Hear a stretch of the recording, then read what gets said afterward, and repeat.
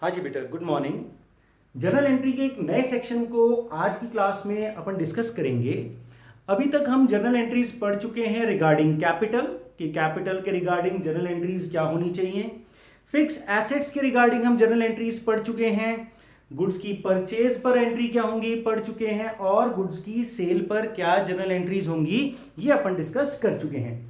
आज हम ये पढ़ेंगे कि अगर गुड्स लॉस हो जाएं, ठीक है जी, माल जो आपके पास बिजनेस में रखा है अगर वो चोरी हो जाए, उसमें आग लग जाए, या बाढ़ की वजह से वो डिस्ट्रॉय हो जाए, या किसी और कारण से वो डिस्ट्रॉय हो जाए, नष्ट हो जाए, तो ऐसी सिचुएशन में जर्नल एंट्रीज क्या होगी।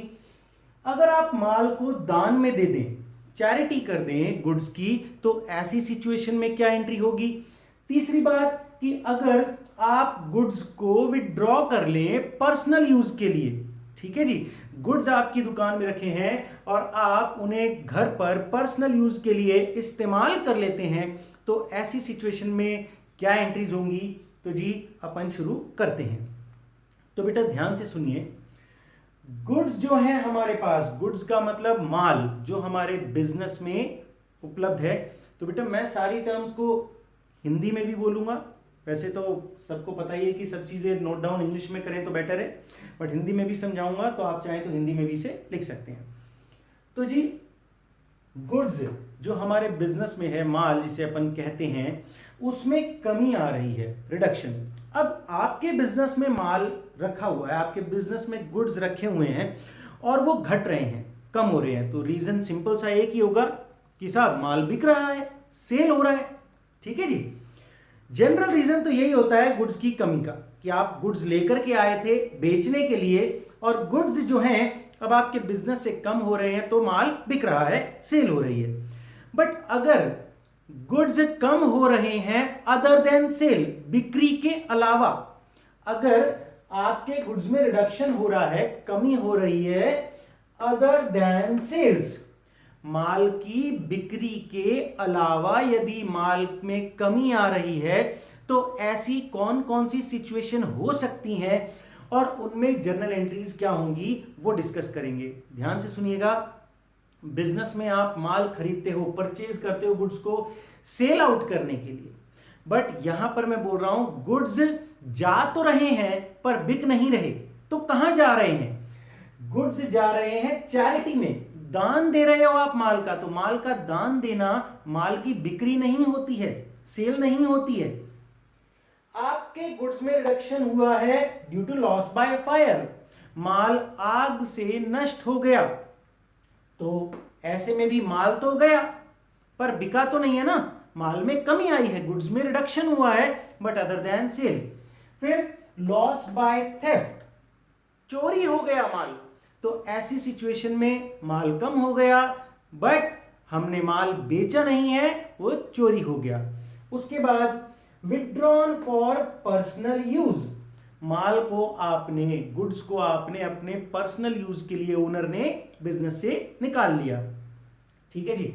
तो जी गुड्स का हमारे पर्सनल यूज के लिए भी इस्तेमाल हो सकता है, तो ऐसी सिचुएशन में गुड्स को बिजनेसमैन ने अगर अपने पर्सनल यूज के लिए निकाल लिया, तो उस सिचुएशन को बोलते हैं ड्रॉइंग्स, ठीक है जी। तो बेटा ध्यान से सुन लीजिए अभी फिर से, गुड्स में रिडक्शन हो रहा है, गुड्स कम हो रहे हैं अदर देन सेल, बिक्री के अलावा, माल में कमी आ रही है बिक्री के अलावा, तो ऐसी सिचुएशन क्या क्या हो सकती है। चैरिटी में आप दे सकते हैं माल को, माल आग से नष्ट हुआ है, माल चोरी से नष्ट हुआ है, या माल को खुद के यूज के लिए निकाले। अब खुद के यूज के लिए निकालेंगे तो उसे सेल्स नहीं बोलेंगे, उसे बोलेंगे ड्राइंग्स, ठीक है जी।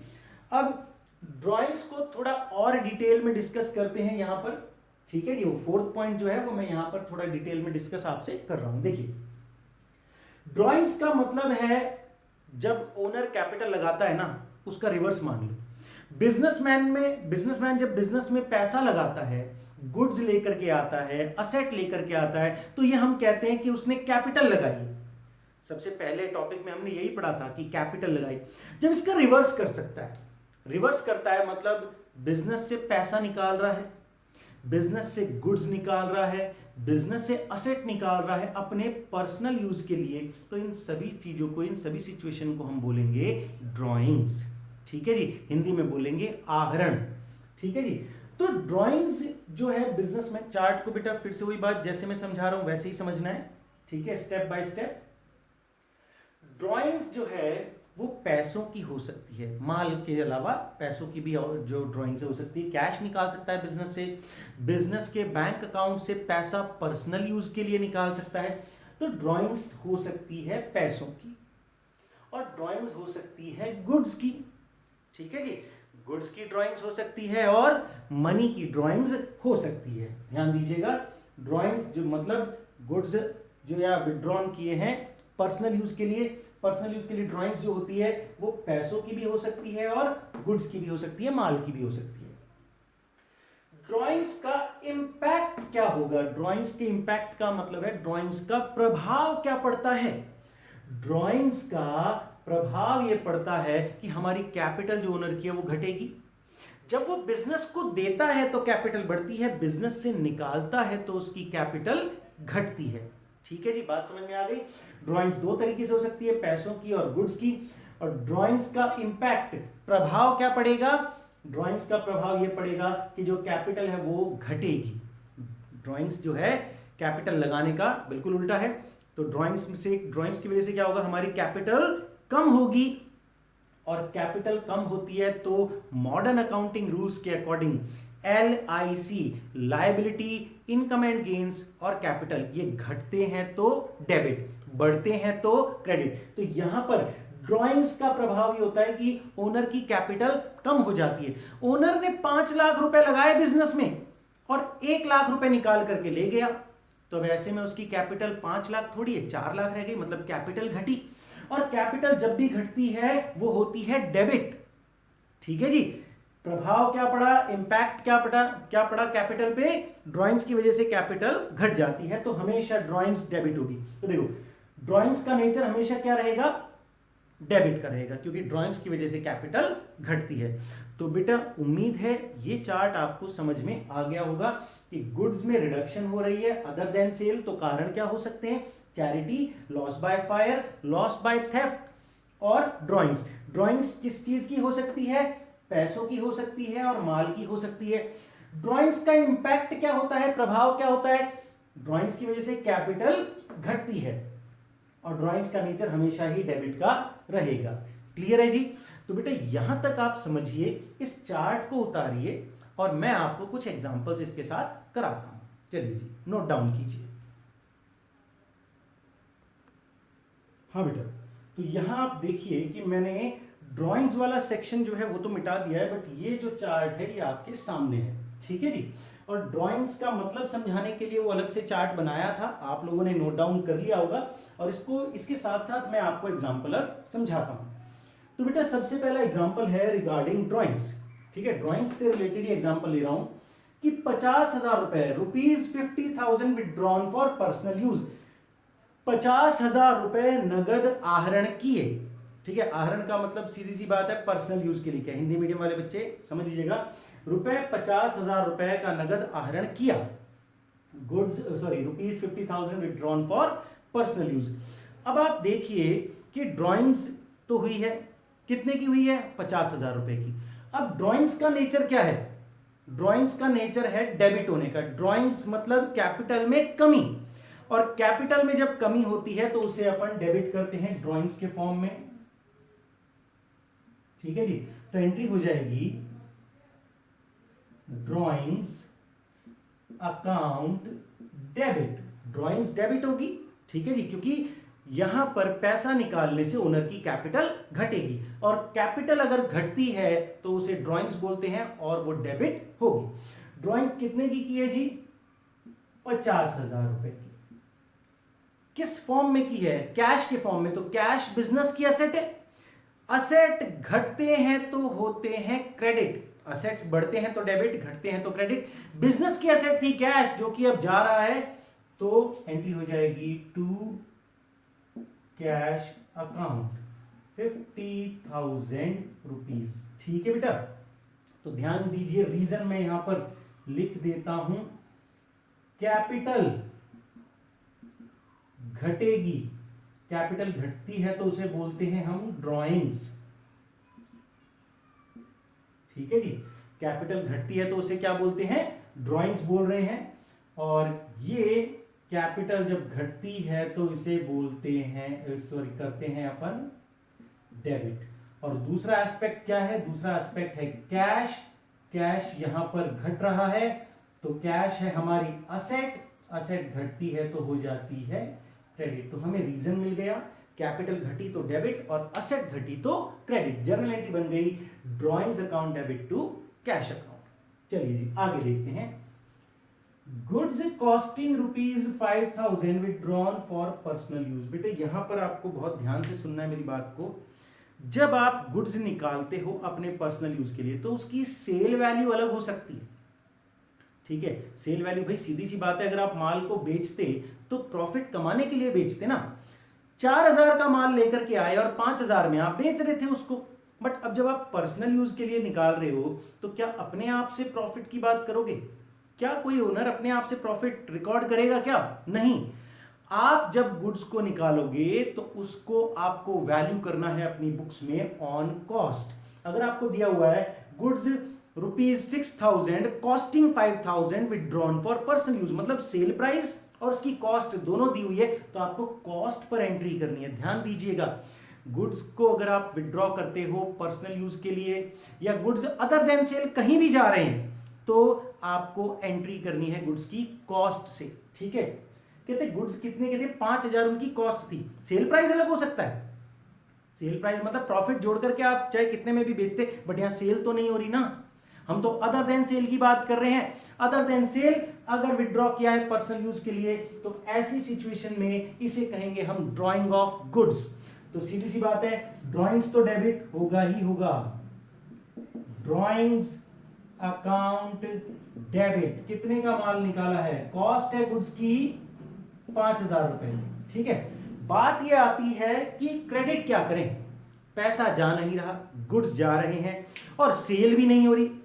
ध्यान दीजिएगा, गुड्स जा रहे हैं, सेल नहीं है कि मैं सेल्स लिख दूं, सेल्स मैं लिख नहीं सकता।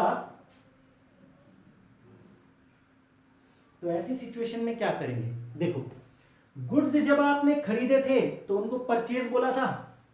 गुड्स की रिडक्शन अगर हुई है अदर देन सेल तो ऐसी सिचुएशन में आपको डेबिट करना है क्रेडिट करना है परचेजेज अकाउंट। गुड्स जब आते हैं तो परचेज अकाउंट डेबिट होता है और सेल हो नहीं रही है तो गुड्स की कमी में परचेज अकाउंट रिवर्स हो जाएगा, क्या हो जाएगा, क्रेडिट हो जाएगा। परचेज में यहां पर कमी आ जाएगी तो हो जाएगा क्रेडिट। ये हमेशा ध्यान रखना है और ये हमेशा विद कॉस्ट।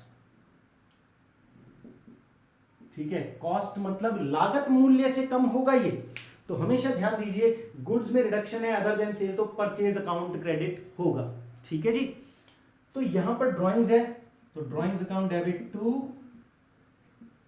परचेजेज अकाउंट 5,000 रुपए। बेटा फिर से सुन लेना, गुड्स बिक्री के अलावा कहीं और जाए तो हमेशा कॉस्ट से उसकी एंट्री होगी और क्या क्रेडिट होगा, परचेज अकाउंट, क्योंकि कैश तो जा नहीं रहा है, गुड्स की सेल हो नहीं रही है। तो ऐसे में जो परचेज अकाउंट हमारा बढ़ा था खरीदने पर माल, अब वो घट जाएगा जैसे ही माल चला जाएगा बिक्री के अलावा। तो ध्यान रखिएगा हमेशा ये परचेज अकाउंट क्रेडिट होगा जब भी गुड्स में कमी होगी अदर देन सेल। बहुत ही इंपॉर्टेंट बात है, इसका ध्यान रखिएगा। ठीक है जी, तो गुड्स में कमी हो अदर देन सेल तो purchase account credit with cost value. ठीक है, लागत से इसकी एंट्री की जाएगी। चलिए, तो कैश निकालेंगे तो ड्रॉइंग्स टू कैश अकाउंट। ठीक है, कॉस्ट पे गुड्स निकालेंगे तो ड्रॉइंग्स टू परचेजेज अकाउंट। उसके बाद बात आती है goods worth ₹5,000 costing ₹4,000 given as charity. 5,000 रुपए का माल जिसका लागत मूल्य था 4,000 रुपए। ठीक है जी, गुड्स वैसे तो 5,000 के थे, अगर हम बेचते तो 5,000 के बिकते, पर उनको खरीदा हमने कितने का था, 4,000 रुपए का। वो गुड्स वो माल दान में दे दिया। देखो 5,000 रुपए का माल जिसका लागत मूल्य 4,000 रुपए था, दान में दिया। ठीक है, अब आप देखिए कि हम जब गुड्स देते हैं तो ये कोई खर्चा तो है नहीं, ठीक है, कुछ बदले में मिल नहीं रहा। मैंने आपको बोला था कि एक्सपेंस में और लॉस में क्या अंतर है। एक्सपेंस के बदले में हमें कुछ बेनिफिट मिलता है, ठीक है, एक्सपेंस का मतलब हमने खर्चा किया, बदले में कुछ बेनिफिट मिला। लॉस का मतलब है हमारी जेब से तो कुछ गया पर बदले में हमें कुछ नहीं मिला, बेनिफिट नहीं मिला उस खर्च का। अब चैरिटी को क्यों माने? चैरिटी, पहली बात तो ये कि जा रहा है पैसा और हमारी मर्जी से जा रहा है और हमें पता है बदले में क्या मिलेगा, सिर्फ दुआएं मिलेंगी, ठीक है। परोपकार कर रहे हो आप दूसरों के लिए तो सिर्फ एक फीलिंग ही हो सकती है, इसके लिए आप बदले में कुछ और ले नहीं सकते, फिर वो चैरिटी नहीं है। तो बेटा इसको ऐसे समझिए कि एक्सपेंस को हम करते हैं अपनी मर्जी से और लॉस होता है हमारी मर्जी के बिना, ठीक है, हम कभी भी नहीं चाहते कि हमें लॉस हो।